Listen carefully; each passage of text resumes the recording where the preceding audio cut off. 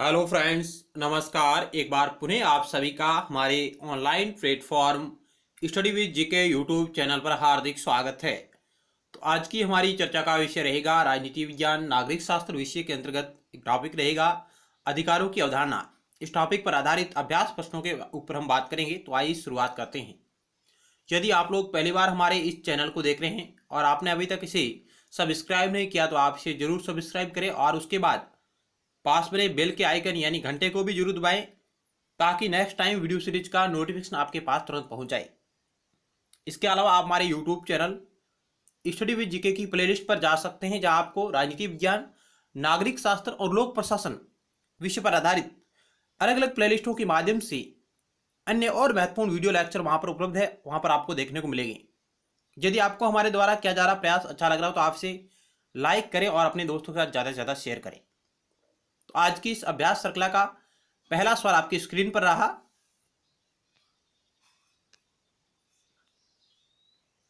सवाल नंबर 1, निम्नलिखित में से किस एक अधिकार को विधिक सामर्थ्य प्राप्त नहीं है? नैतिक अधिकार, नागरिक अधिकार, राजनीतिक अधिकार, मौलिक अधिकार, यानी विधिक सामर्थ्य किसको प्राप्त नहीं है? तो इस सवाल का राइट उत्तर होगा ऑप्शन ए, नैतिक अधिकार को विधिक सामर्थ्य प्राप्त नहीं है, जबकि नागरिक, राजनीतिक, मौलिक अधिकार इन्हें विधिक सामर्थ्य प्राप्त है। आप लगातार हमारे साथ बने हुए हैं। आप प्रत्येक सवाल के उत्तर को गैस करिएगा। आपके कुल कितने सवाल राइट हो रहे हैं आप अपने आप में आकलन करें।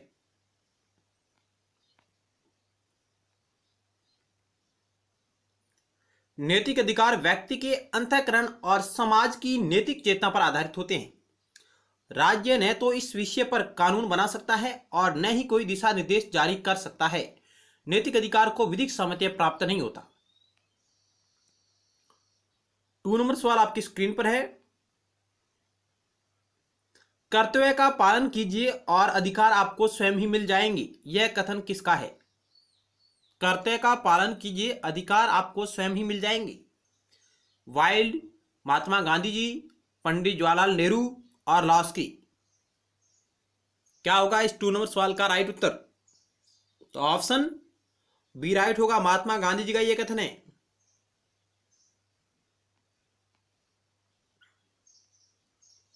अधिकार और कर्तव्यों के पारस्परिक संबंध के बारे में गांधी जी का विचार था कि अधिकांश लोग अधिकारों की बात करते हैं, कर्तव्यों की नहीं। आगे गांधी जी कहते हैं कि मैंने अपनी अनपढ़ कर्मठ मां से यह सीखा है कि उनकी मां कहा करती थी कि आप अपने कर्तव्यों पर ध्यान दें, अधिकार स्वतः ही प्राप्त हो जाएंगे। तो यह कथन है जो गांधी जी का है। अगला सवाल, कौन सा सिद्धांत यह मानता है कि व्यक्तित्व का अधिकार व्यक्ति का सबसे महत्वपूर्ण अधिकार है? प्राकृतिक अधिकारों का सिद्धांत, ऑप्शन बी अधिकारों का वैधानिक सिद्धांत, ऑप्शन सी अधिकारों का ऐतिहासिक सिद्धांत, ऑप्शन डी अधिकारों का प्रत्ययवादी सिद्धांत, या इसे आप कह सकते हैं अधिकारों का आदर्शवादी सिद्धांत। कौन सा सिद्धांत यह मानता है कि व्यक्तित्व का अधिकार व्यक्ति का सबसे महत्वपूर्ण अधिकार है? 4 ऑप्शन आपके समक्ष रहे।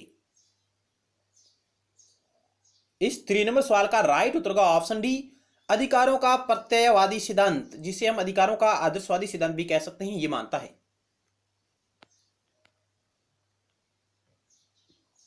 व्यक्तित्व का अधिकार कांट के इस स्वतः सिद्ध तथ्य को मानकर चलता है कि मनुष्य होने के नाते प्रत्येक व्यक्ति को गरिमा के अनुरूप जीने का अधिकार है।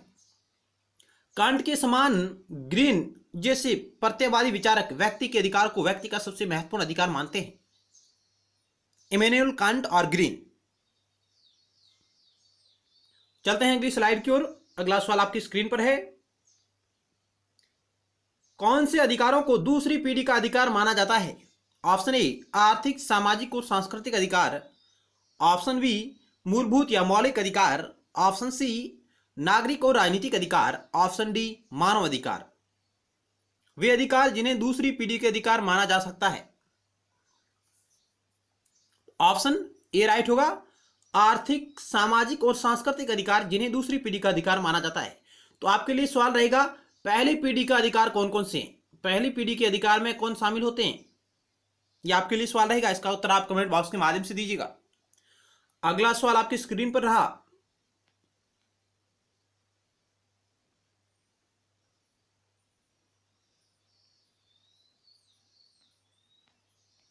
फाइव नंबर,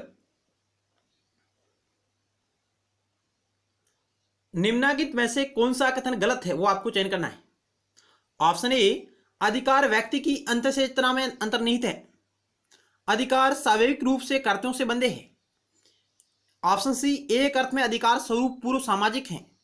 ऑप्शन डी, क्योंकि अधिकार मात्र अमूर्त इकाई नहीं है, इनके क्रियान्वित किए जाने की आवश्यकता होती है। क्या होगा इस 5 नंबर सवाल का राइट उत्तर आप चयन कीजिएगा। कौन सा कथन गलत है वो आपको चयन करना है। तो आइए राइट उत्तर को चेक करते हैं। ऑप्शन ए राइट होगा, अधिकार व्यक्ति की अंतःचेतना में अंतर्निहित होते हैं, ये बात बिल्कुल गलत है। अधिकार स्वाभाविक रूप से कर्तव्यों से बंधे, ये बात सही है। एक अर्थ में अधिकार का स्वरूप पूर्व सामाजिक है, ये बात भी बिल्कुल राइट है। और क्योंकि अधिकार मात्र अमूर्त इकाई नहीं है, इनको क्रियान्वित किए जाने की आवश्यकता होती है, ये बात भी बिल्कुल राइट है। ऑप्शन ए है जो बिल्कुल गलत है।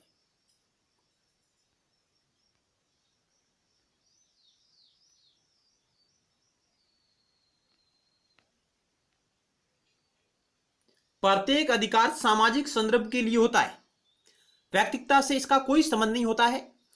अधिकार मांग के रूप में प्रकट होते हैं, जिन्हें समाज में समर्थन प्राप्त होता है, यानी समाज का समर्थन प्राप्त होता है और राज्य की अनुमति प्राप्त होने के पश्चात इन्हें कानूनी संरक्षण प्राप्त हो जाता है, वही क्या है, अधिकार है।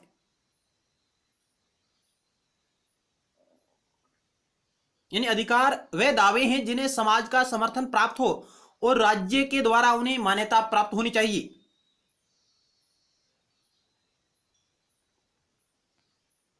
अगला सवाल 6 नंबर आपकी स्क्रीन पर रहा। ग्रीन के अनुसार निम्नलिखित में से कौन सा प्राकृतिक अधिकारों का स्रोत है। राज्य, समाज, सामाजिक चेतना और विधि। टीएच ग्रीन आदर्शवादी विचारक हैं, जिनके अनुसार कौन सा प्राकृतिक अधिकारों का स्रोत है। राज्य है, समाज है, सामाजिक चेतना है, विधि है। तो राइट उत्तर का ऑप्शन सी, सामाजिक चेतना। ऑप्शन सी राइट होगा। ग्रीन प्राकृतिक अधिकारों को इसलिए स्वीकार करते हैं कि वे व्यक्तित्व के आवश्यक दशाएं हैं, न कि समाजहीन प्राकृतिक अवस्था में प्राप्त अधिकार जैसे कि लोग मानते हैं। ठीक, ग्रीन प्राकृतिक अधिकारों का आधार सामाजिक चेतना को मानते हैं और यह सार्वजनिक नैतिक चेतना है, जिसमें सामान्य हित की धारणा का समावेश होता है। यानी ग्रीन प्राकृतिक अधिकारों का आधार सामाजिक चेतना को मानते हैं और यह सार्वजनिक नैतिक चेतना है, जिसमें सामान्य हित की धारणा का समावेश होता है। अगला सवाल आपकी स्क्रीन पर है 7 नंबर। अधिकारों के ऐतिहासिक सिद्धांत की मूल विशेषता है। ऑप्शन ए, अधिकार प्राकृतिक रूप के होते हैं। ऑप्शन बी, अधिकार राज्य की देन होते हैं। ऑप्शन सी, राज्य समाज की देन है। ऑप्शन डी, राज्य परंपराओं की देन है। अधिकारों के ऐतिहासिक सिद्धांत की मूल विशेषता है क्या।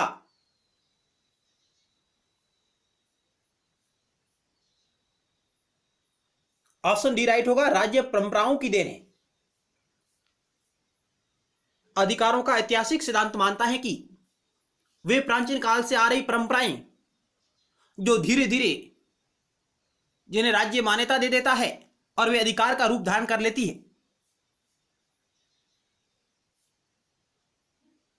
ऑप्शन डी राइट होगा।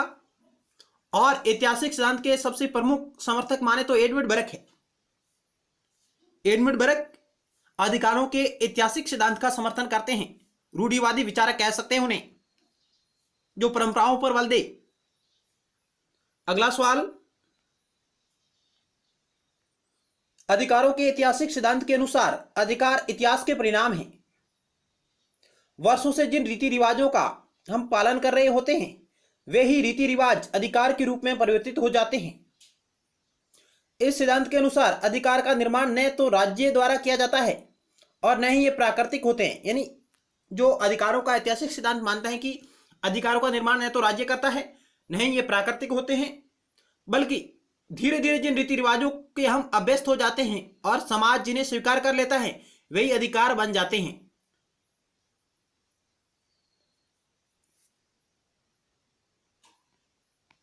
अगला सवाल आपकी स्क्रीन पर है, जहां आपको लिस्ट 1 को लिस्ट 2 से सुमेलित करना है।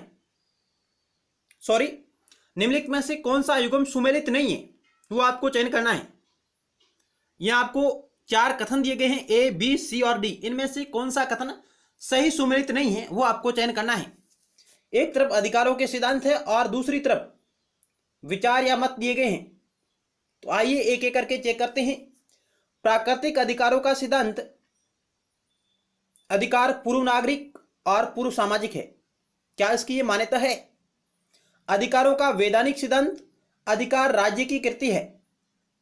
ऑप्शन सी, अधिकारों का ऐतिहासिक सिद्धांत अधिकार परंपराओं की उपज है। ऑप्शन डी, अधिकारों का यथार्थवादी सिद्धांत अधिकार मनुष्य की शक्तियां हैं। क्या होगा इस 8 नंबर सवाल का राइट उत्तर जो सही सुमेलित नहीं है?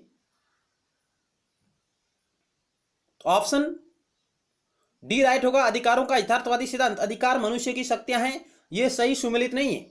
जबकि प्राकृतिक अधिकारों का सिद्धांत अधिकार पूर्व नागरिक और पूर्व सामाजिक है। और जो लोग जैसे समझौतावादी विचारक प्राकृतिक अधिकारों की बात करते हैं, जिसमें जीवन स्वतंत्रता और संपत्ति का अधिकार शामिल है, और संपत्ति के अधिकार को वह सबसे महत्वपूर्ण अधिकार मानते हैं। अधिकारों का वैधानिक सिद्धांत अधिकार राज्य की कृति है, राज्य की रचना है। अधिकारों का ऐतिहासिक सिद्धांत अधिकारों की परंपराओं की उपज है। तो ऑप्शन डी है जो सही सुमेलित नहीं है। प्राकृतिक अधिकारों के सिद्धांत का समर्थन लोक ने जोरदार तरीके से किया। इन अधिकारों की अंतर्निहित मान्यता है कि राज्य से पूर्व प्राकृतिक अवस्था में लोगों को यह अधिकार प्राप्त थे, और राज्य के आवर्तन यानी राज्य के आने के उद्देश्य ही इन प्राकृतिक अधिकारों की रक्षा करना है। यानी जो लोग जैसे विचारक मानते हैं कि पूर्व प्राकृतिक अवस्था में लोगों के पास अधिकार प्राप्त थे, और जैसे ही राज्य आया तो उन अधिकारों को क्या है, संरक्षण प्राप्त हो गया। यानी राज्य के आने का उद्देश्य उन अधिकारों की रक्षा करना था। तो ये बात जो लोग ने कही है। अगला सवाल आपकी स्क्रीन पर रहा 9 नंबर। प्राकृतिक अधिकारों के सिद्धांत की पुष्टि की गई सभी उदारवादियों द्वारा, केवल कुछ उदारवादियों द्वारा, केवल जॉन लॉक के द्वारा, केवल जॉन स्टुअर्ट मिल के द्वारा। यानी प्राकृतिक अधिकारों के सिद्धांत की पुष्टि किन के द्वारा की गई थी? तो इस सवाल का राइट उत्तर का ऑप्शन बी, केवल कुछ उदारवादियों के द्वारा ही की गई थी। सभी उदारवादी विचारकों ने प्राकृतिक अधिकारों के सिद्धांतों की पुष्टि नहीं की थी। कुछ उदारवादी थे जिन्होंने इनका समर्थन किया, जिनमें मुख्य रूप से जॉन लॉक और हॉब्स का नाम ले सकते हैं। थॉमस पैन भी प्राकृतिक अधिकारों के सिद्धांत का समर्थन करते हैं। तो ऑप्शन है जो बी बिल्कुल राइट होगा। अगला सवाल आपकी स्क्रीन पर रहा 10 नंबर। लोक के अनुसार प्रकृति के राज्य के लोग केवल इसका उपभोग करते थे। किसका? ईश्वरीय अधिकार का, प्राकृतिक अधिकार का, धार्मिक अधिकार का, कानूनी अधिकार का। लोक के अनुसार प्रकृति के राज्य के लोग केवल इसका उपभोग करते थे। कौन से अधिकारों का उपभोग करते थे? तो ऑप्शन बी राइट होगा, प्राकृतिक अधिकारों का। ऑप्शन बी राइट होगा। अगला सवाल 11 नंबर आपकी स्क्रीन पर रहा। जॉन लॉक ने टू ट्रीटाइज ऑफ गवर्नमेंट में प्राकृतिक अधिकारों का समर्थन करते हुए कहा है कि लोग इनका उपभोग प्राकृतिक अवस्था में तो करते ही थे, राज्य के निर्माण के पश्चात भी इन अधिकारों का उपयोग जारी रहता है। यानी लॉक की सबसे महत्वपूर्ण बात है कि जो इस अपनी पुस्तक में कहते हैं टू ट्रीटाइज ऑफ गवर्नमेंट में कि लोग इन उपभोग प्राकृतिक अवस्था में तो करते ही इन अधिकारों का, लेकिन राज्य का निर्माण होने के बाद भी इन अधिकारों का उपयोग जारी रहता है और राज्य उन अधिकारों की रक्षा करने का दायित्व लेता है। 11 नंबर सवाल आपकी स्क्रीन पर रहा। इन विचारकों में से कौन प्राकृतिक अधिकारों के सिद्धांत से संबंधित है? यानी कौन सा विचार प्राकृतिक अधिकारों के सिद्धांत से संबंध रखता है? John Locke, Jeremy Bentham, T H. Green, Karl Marx. तो ऑप्शन ए राइट होगा। जॉन लॉक है जो प्राकृतिक अधिकारों के सिद्धांत के समर्थक है? ऑप्शन ए राइट होगा। अगला सवाल आपकी स्क्रीन पर रहा 12 नंबर। निम्न में से किसने स्वीकार किया है कि व्यक्तियों ने राज्य में प्राकृतिक अवस्था के अपने प्राकृतिक अधिकारों के साथ प्रवेश किया? यानी वह कौन सा विचारक है जिसने स्वीकार किया कि व्यक्तियों ने, लोगों ने राज्य में प्राकृतिक अवस्था के अपने प्राकृतिक अधिकारों के साथ प्रवेश किया है? हॉब्स, लॉक, रूसो, उपरोक्त में से कोई नहीं। क्या होगा इस 12 नंबर सवाल का राइट उत्तर? तो आइए चेक करते हैं। ऑप्शन बी राइट होगा। जॉन लॉक ये कहते हैं कि लोगों ने राज्य में प्राकृतिक अवस्था के अपने प्राकृतिक अधिकारों के साथ प्रवेश किया है। ऑप्शन बी राइट होगा।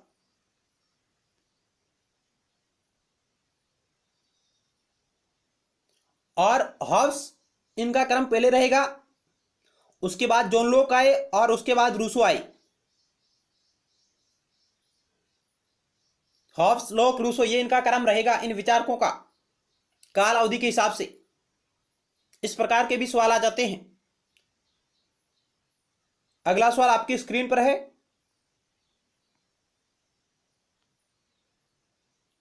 लॉक ने अपने करते टू ट्रीटाइज ऑफ गवर्नमेंट में राज्य पूर्व प्राकृतिक अवस्था में लोगों के पास प्राकृतिक अधिकार का होना स्वीकार किया है। यानी इस कृति में उन्होंने कहा कि पूर्व प्राकृतिक अवस्था में भी लोगों के पास प्राकृतिक अधिकार थे। सामाजिक समझौते के द्वारा जब राज्य का निर्माण होता है तब राज्य का सदस्य बनने पर भी लोग अपने प्राकृतिक अधिकारों का परित्याग नहीं करते, अभी तो उन अधिकारों के साथ राज्य में प्रवेश करते हैं। यानी प्राकृतिक अवस्था में भी लोगों के पास अधिकार थे और जब राज्य का उदय हुआ तब भी वे अधिकारों के साथ ही प्रवेश करते हैं, अधिकारों का परित्याग नहीं करते हैं। क्या राज्य का उदय होने के पश्चात प्राकृतिक अवस्था के लोग प्राकृतिक अधिकारों का परित्याग करते हैं? नहीं करते हैं। वे उन प्राकृतिक अधिकारों के साथ ही राज्य में प्रवेश करते हैं और राज्य उन अधिकारों का संरक्षण करने का दायित्व है जो अपने हाथों में लेता है। अगला सवाल आपकी स्क्रीन पर है 13 नंबर। निम्न में से कौन सा विचारक यह सुझाव देता है कि संपत्ति का अधिकार जीवन और स्वतंत्रता का आधार है? Thomas Hobbes, Jean Jacques Rousseau, John Locke, J S. Mill. तो ऑप्शन सी राइट होगा। जॉन लॉक कहते हैं कि संपत्ति का अधिकार जीवन और स्वतंत्रता का आधार है और जॉन लॉक ने इन 3 सबसे महत्वपूर्ण प्राकृतिक अधिकारों की बात की, संपत्ति, जीवन और स्वतंत्रता। और संपत्ति के अधिकार में ही जीवन और स्वतंत्रता का अधिकार समाहित है। ऑप्शन सी राइट होगा, जॉन लॉक। अगला सवाल आपकी स्क्रीन पर है।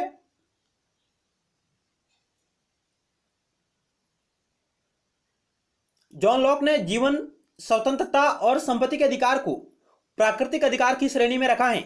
उन्होंने संपत्ति के अधिकार को इतना व्यापक माना कि उसमें जीवन और स्वतंत्रता को भी शामिल कर लिया है। जीवन और स्वतंत्रता का संरक्षण संपत्ति के अभाव में संभव नहीं है, अतः संपत्ति का अधिकार जीवन और स्वतंत्रता का आधार है। अगला सवाल आपकी स्क्रीन पर रहा। लॉक ने निम्न अधिकारों में से किसे अपनी प्राकृतिक अधिकारों की अवधारणा में शामिल नहीं किया है? जीवन का अधिकार, स्वतंत्रता का अधिकार, संपत्ति का अधिकार, समानता का अधिकार। क्या होगा इस सवाल का राइट उत्तर? 14 नंबर आपकी स्क्रीन पर है।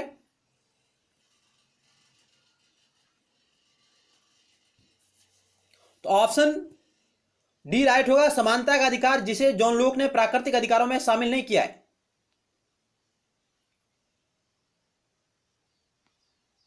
अगला सवाल आपकी स्क्रीन पर रहा। राजनीतिक अधिकारों में किसे शामिल नहीं करते? राजनीतिक अधिकारों में किसे शामिल नहीं करते हैं? मतदान का अधिकार, सरकार का विरोध करने का अधिकार, निर्वाचित होने का अधिकार, काम पाने का अधिकार। इस वीडियो लेक्चर में हम लगभग 25 प्रश्नों के बारे में चर्चा करेंगे और नेक्स्ट पार्ट 2 में अधिकारों पर आधारित और 25 सवालों के बारे में बात करेंगे। यानी लगभग 50 प्रश्नों के बारे में हमारी चर्चा रहेगी अधिकारों की अवधारणा पर आधारित। तो आप इस वीडियो लेक्चर को अंत तक देखिएगा और नेक्स्ट वीडियो को भी जरूर देखिएगा ताकि आपके सारे कॉन्सेप्ट क्लियर हो जाएं, ताकि आने वाली प्रतियोगी परीक्षाओं में आपको सफलता अर्जित हो।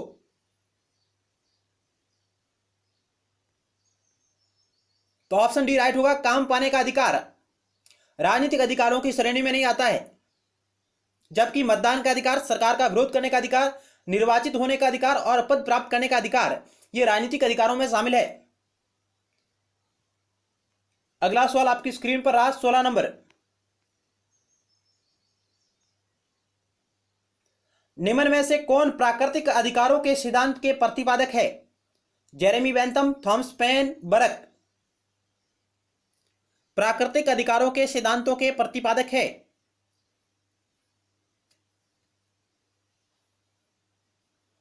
आपको सही गुट का चयन करना है, पहला दूसरा। ऑप्शन ए कह रहा है, ऑप्शन बी कह रहा है पहला तीसरा, ऑप्शन सी कह रहा है केवल तीसरा और ऑप्शन डी कह रहा है केवल दूसरा।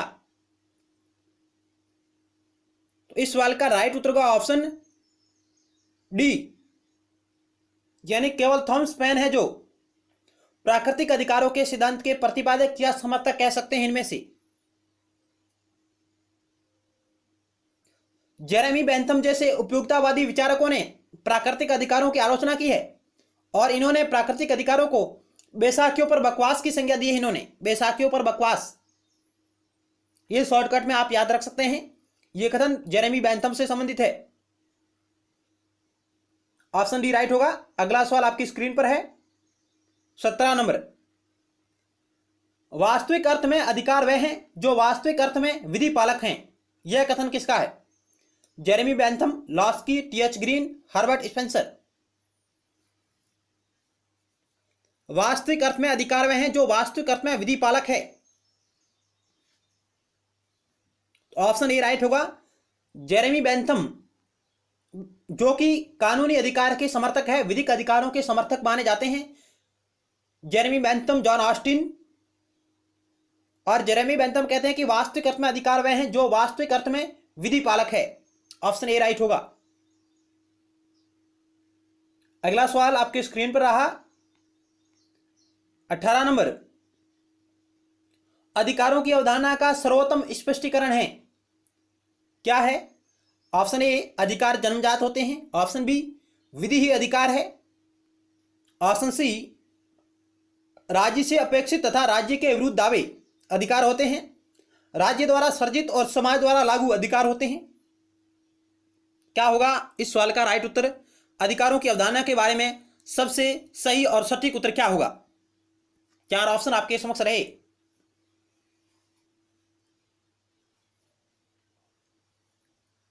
तो ऑप्शन सी राइट होगा। राज्य से अपेक्षित और राज्य के विरुद्ध दावे अधिकार हैं। अधिकार जन्मजात नहीं होते, विधि ही अधिकार है ऐसा नहीं है, यानी सभी कानून अधिकार है ऐसा नहीं है, और राज्य द्वारा सर्जित नहीं, समाज द्वारा सर्जित और राज्य द्वारा लागू किए गए वे अधिकार होते हैं।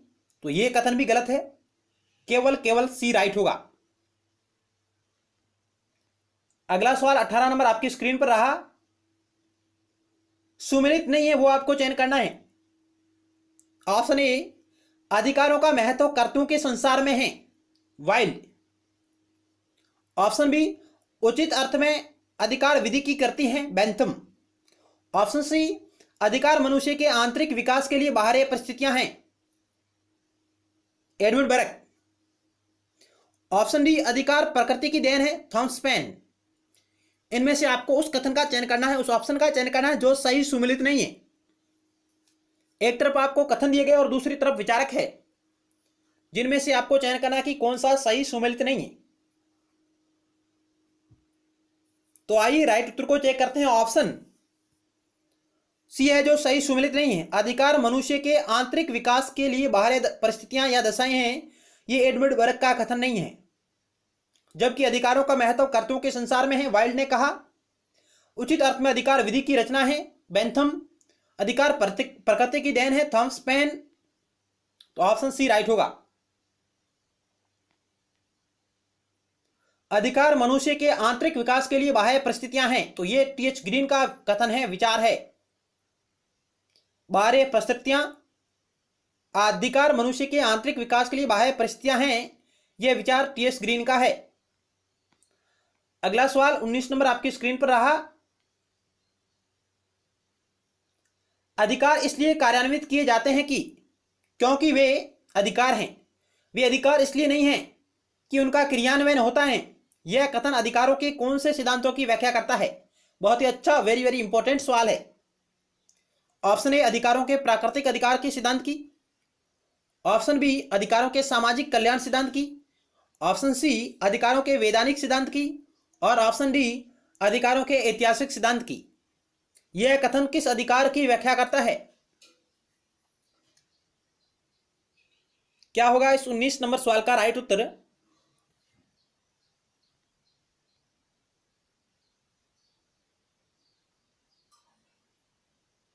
तो आइए राइट उत्तर को चेक करते हैं। ऑप्शन बी राइट होगा। अधिकारों के सामाजिक कल्याण का सिद्धांत है, उसके साथ ही जुड़ा हुआ है कि अधिकार इसलिए कार्यान्वित किए जाते हैं कि क्योंकि वे अधिकार हैं, और वे अधिकार इसलिए नहीं है उनका क्रियान्वयन होता है। यह अवधारणा है जो अधिकारों के सामाजिक कल्याण सिद्धांत के साथ जुड़ी हुई है। अगला सवाल आपकी स्क्रीन पर रहा। मानव अधिकारों के संदर्भ में व्यक्ति स्वतंत्र जन्मा है और स्वतंत्र रहेगा, यह कथन किस अभिलेख से लिया गया है? मानव अधिकारों के संदर्भ में व्यक्ति स्वतंत्र जन्मा है और स्वतंत्र रहेगा, यह कथन किस अभिलेख से लिया गया है? मानव अधिकारों की सार्वभौमिक घोषणा 1948, 10 दिसंबर 1948, फ्रांसीसी मानव अधिकार घोषणा पत्र 1789, सिविल एवं राजनीतिक अधिकारों की अंतर्राष्ट्रीय परिसंविदा 1967, सिविल अधिकारों की अंतर्राष्ट्रीय परिसंविदा 1967। क्या होगा इस 20 नंबर सवाल का राइट उत्तर? तो ऑप्शन बी राइट होगा। फ्रांसीसी मानव अधिकारों का घोषणा पत्र 1789, जिसके साथ ये जुड़े हुए हैं।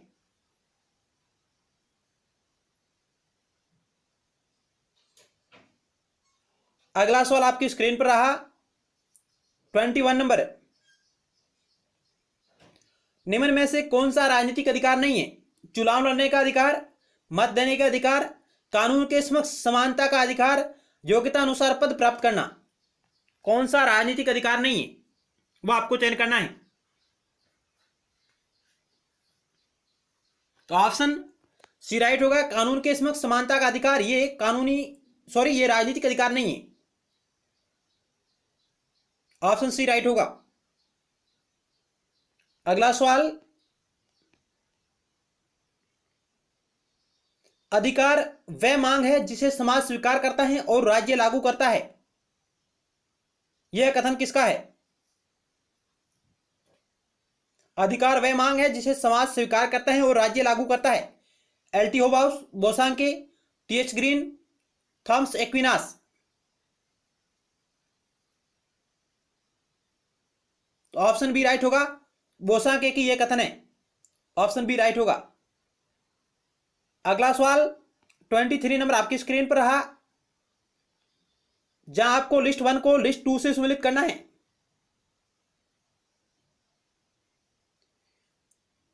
एक तरफ अधिकारों के सिद्धांत है और दूसरी तरफ उनके प्रतिपादक या समर्थक दिए हुए हैं, विचारक दिए गए हैं।